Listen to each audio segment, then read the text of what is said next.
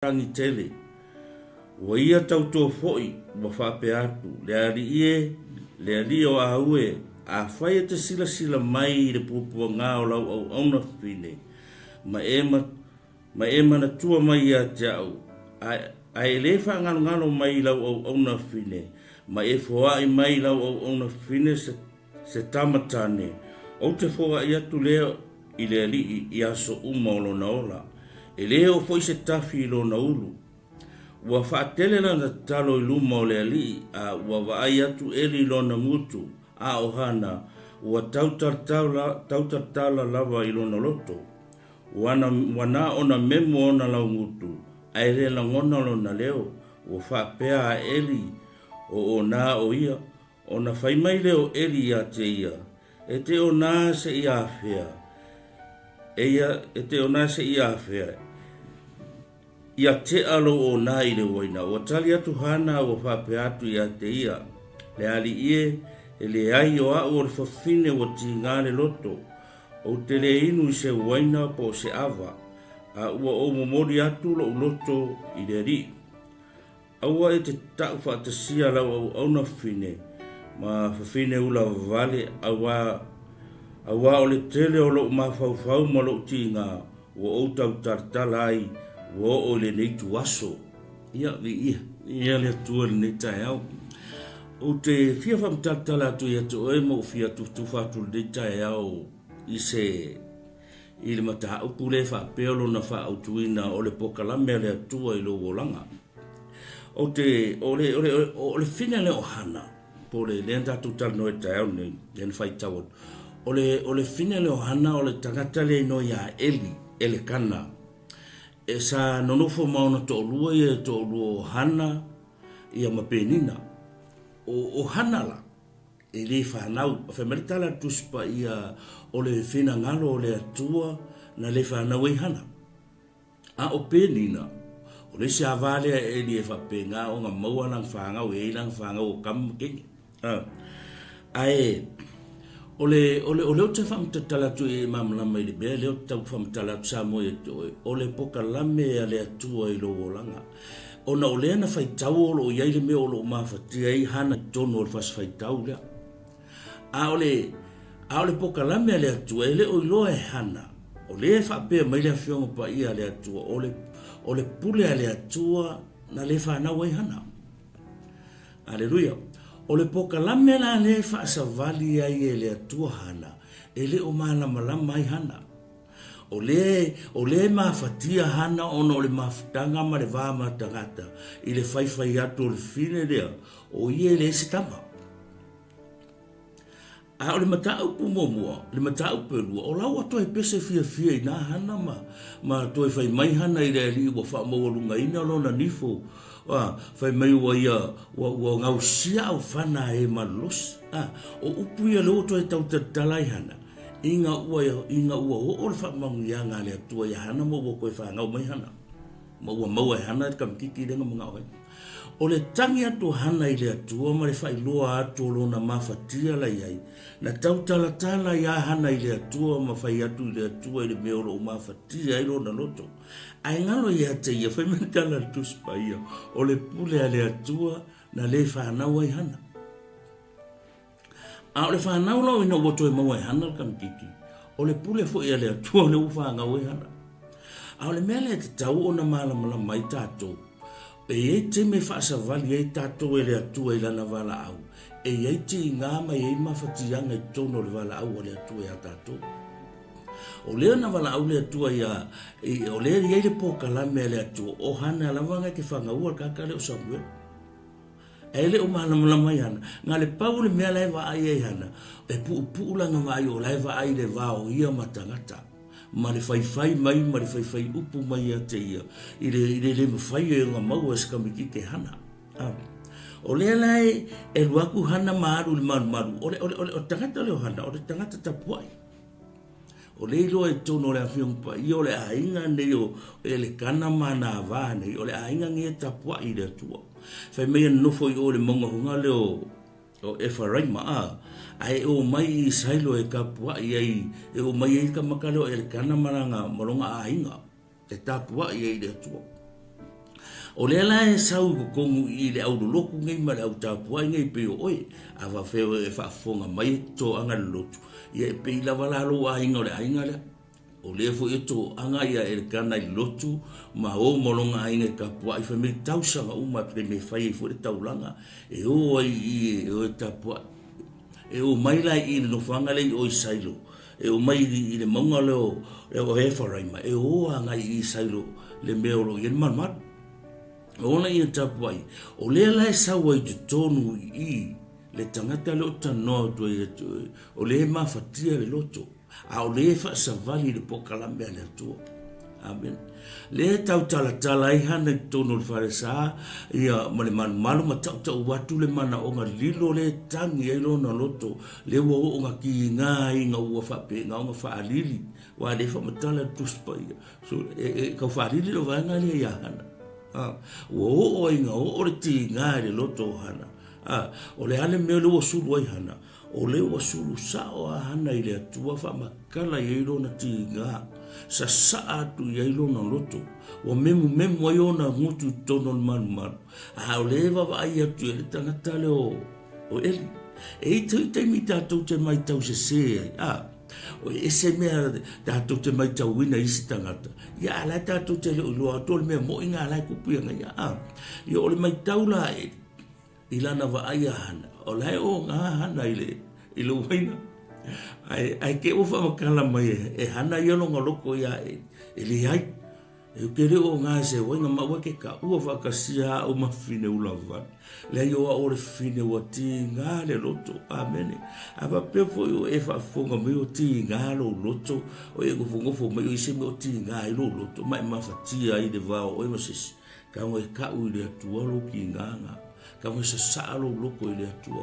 Mea ngā lenga whaila e hana I le manu. Ua sa saa koe hana longa loko I le atua. Ma whamakala koe a e manatua mai rau au una ma e fua I mise tama moa.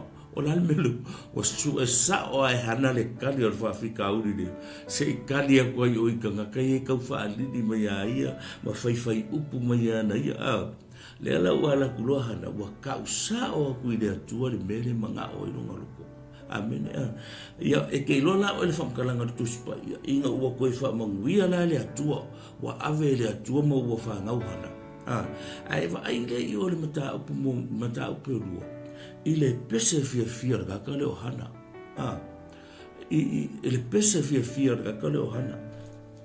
Se o kaua kuangi ngai upo le ka upu rua. Mai ua talo fo I hana. Ua whaapea, ua oli lava lo loto I le ali. Ua whaamawalunga ina lo unifo I le ali. Ua o mautali ai I e ita mai. Awa o te fia I le ola tanga mai a te oe. E whai mai, o le ane mea le ua kupu ia hana. O le ua maukari hana inga ua whaamanguia I le atua ia ngai. A le mea le kufeke ki oe. Mai o le whetalenga le atua, le whai mai le upo le atua, o le fina ngalo le atua nga le whaangau ai hana. Mai ngā le kaimirea I se ia o ngā whāngau ia e le kana se ia o ngā koe pese a whānau ia hana se ia o men makau pērua o pese fia ai hana. Amen. O I rai ko kongo savaringa rea. Ese re kelo whawhikauri. Amen. Le ngati ngā aima mawhakia I le loko o hana I luma I le vā matangata. Ai le o malama hana. Le ai o lai whaasavali I le pokalame a le atua. Pei lao ngai I le au tūleng o whekwe o le pokalame a le atua I lo o langa. Amen. E le kei me ulangi ai o e tangata. E le tei me whai atu e tangata e te oe malato whai upu atu e te oe. Ai le ulo e la atu le pokalame le whaasavali ia o e le atua. Ale me mangai ala. O lou I loa ina o iese pokalame o whaasavali ai o e le atua. Amen. Ke lo e ai loanga I ese pokalame la e whaasawari o e rea tua. E o kuri kei meo o mai ki ngā ia oe. E o kei meo o mai whaafika uri a oe. E o kei me whai mai I tangata e te oe. E ke le kai e to I lalo mai e le kai e whaavai e. Aisa o lai kau la I akulau wa ai le pokalame le whaasawari o e rea tua. Amen. Hallelujah. Mea la le maanga I ele mea rea. I ele mea lo ke lo lai misi a hana. Amen. O ngai ele o ilo he hana o le pokalame le mele whaasawari e ngai ia. Amen. Nga soi fu mo la mele avale kana. Ole ngofu ma elikana ele isa ele fangau. Ala ko kele fangau a penina. Amen. Ia ole ala oi ai longa loko ma mafakia maki nga I upu ma faifainga. Amen.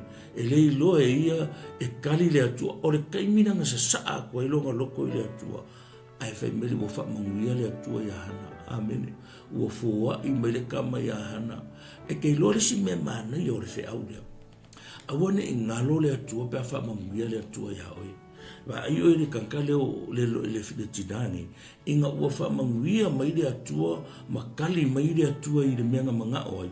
Kei lo ele I alu ese ma le loko orfine le langa upu nga fai le atua. Amen. Ke longa o nga kula I le kana la oe e kapua I man ele I alu hana inga o whanga o kamare. Mai hana ke ngofu e wha susu kama se ia ke amare susu. Nga ura kure e mo mori ya. Amen. Ke lo nga mo mori lele ia hana inga o ke ar kama mare susu. Nga hanu lele hana ko e mo mori lumo o eri kamani. Me le kamare alenga kakalangoa I ma oe. I le man. Le wo fa manguia mai le atua ia o sau ko e baku le atua. Amen. Ke lo e samo e fa kulo tala le to. Lo usolo to fini. Mai o le tele o tangata na kangi le atua ni manguia. Amen. E sa ku mawalalo lo lato tu la nga e kangi le atua manga e fa manguia mai le atua. Ai ke lo la o fa manguia mai le atua ai wo mai le kuo. Amen. Nga le maua nga luenga maua kupe maua mei lima o tangata. Ua wa e ko whaingo fiere wha asoa ke lo ua ngalo le atua nga wakua le manguia. Amen. Wa io ele mele nga whai e hana ele ingalo ya hana le atua. O la nga upua nga whai le atua. A e fua I mai o ke koe a waku ia oi.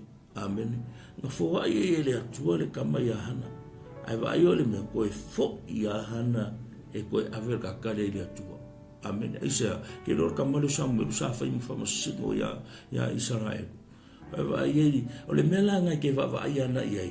O le poka lame ale atu le o lango hana. O le ala le mele wa tatu loa I le mafakio hana. Ala le mele ka ko loa le o lango hana I le maka upe lua. Wa ka mai iwa ko e lifi lunga fa ko hana. Amen.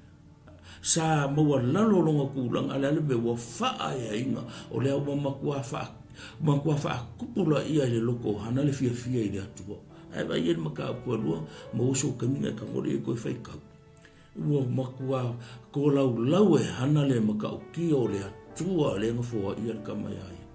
Amen. Ko I pese fia amen. Wa ila mangi o le mele lo te to isa mo ia e mamalama e se po kalame o fasavali e o ele atua. E le kaiminga e ke ki ngā I whawhita uli o ngā wakele e whaiwhainga ma upu. Nga e whapero e le ilopo le mea la awhai. Amen. Wa kau fufola aku o lima. Amen. Wa e le kau e le so wha marosi wa e whapea o ele o iai le atua ia oe. Amen. Ke lo e kei me whape ngā I a kako o kakulango ngā whatangata soifua. A ia e loa o le mana ia pe e malama lelei o ia se po kalame o fasavali e o ele atua. Amen. Ma ia e manatua a fa manuia le atua ia oe awange I ngalo ia te o ele atua. Hana. Nga a mai ar ka mikiki fa ngau hana ke lo o ele iaru hana I siaso ngalo e kana ka puai. Amen. Malanga va manga malonga ina eri adu sa ngofo le fale nga ngofo fe me se ia te ale tama marsus mo la kule ye mo mori ye kulka. Amen. Kelo ko e fo ia hana I langa upu mai le amatanga pe ai fo ai mai le atua se kama I kiki e kia o ke koe a watu ia te oile atua. Amen. Haleluya. Le ingalo ia hana po kalame. Le ingalo ia hana nga upu mawhai le atua. Ia ke roa ai o e whaafonga me ni tai au. Ai wa ngalo ia o ea upu sa whai le atua. Amen. Ai po hangi au folanga sa whai. Ai wa ngalo ia te oi. Ai ke roa hana. E le ingalo ia hana. Nga whae a inga o le luma o hana. Ma le maasi asi o hana e le atua. Amen. Loa le hana. Le manguia ma le whae a inga o ia o le atua. Halu loko I fo I ka mai awen man. Amen. Ma ngiolo ka pe ngā o se tangata mo le ngā ruenga le atua. Amen. Mangi yolo ka ngai ka penga so walo ka penga se olango sistanga. Mo le fina ngalo le atua. Amen. Wa I winga o fa fini ele. Pa ka ngai mai kaulo nga winga ka pua. E ola ka pua I le atua e o le mele nga fai mfala velavi ai o le leo se kama. O le leo se kamikiki. Amen. Ke lo e le se me finga ka le atua. Amen. Pe aku a koro loko I le atua. Ke lo ka le ohana. O le whamkananga kuspa e hana. Nga kangi hana. Amen. Nga kangi hana ma linyo ngolo I maka ma sasaa aku lo nga loko I le atua. Ke lo a ese wha maongi wha pe ngai o tatou loto. Ka ko ke hoa I le atua. E wha whafonga le atua makari. Aka kikilo le loko sasaa ako hana. Nga mongi lo nga loko I lumo le atua. Whafonga le atua ni mea lai mawhakia I lo nga loko. Amen. Ai kali I le atua. Whamangui I le atua. Amen. Mangia ngim ka aku ni ka o Samoa e to titilo I whai mai. Aua nei o le pokalame a le atua I lo langa. Pokalame la le atua lo langa hana. Amen. E pau ale mea kau poloka I hana. Nga poloka hana I tala tangata. Makangi ku I hana man mangako hana. E leo so pokalame le atua ni mea la. E whai kokus pa ia. Whai mei o le fina ngalo le atua. Nga le whaangawa hana. Amen. Ua whaangau la hana. O le finga ngalo fo inga o le atua. Ua whaangau ai hana. Amen. Hallelujah. O le maka upura lua. E wa ai le pese a hana ma le fia. Amen. Hallelujah. Ua paki o ganima ma le whawhekai o longa loko I le atua. Ke lo le skala hana maanga ianga inga. Whai me ua ngau sia au pena e malos. Amen. Ngau sia. Ai whaea e le atua e vai. Ma ni yon ka punga dua. Dia so fai kawa kur fai po ongo wa. On ka punga dua. Fai pe fa. Mai o ngau sia au fana tangata malos. Ao era tau tewa. O fusi o la tu sulunga titi de malos. Ma wa. Wa ile mele e ko ka we hana I le maka po dua. Pe meia. Wa me wa ngau sia au pena e malos. La me fa pe manga korfini. Mon le tangata wa kupulonga I lo le atua ma kupulonga fa ku malonga ka ko ngai le atua o ngo me wa fai le atua I lo langa. Amen. Hallelujah.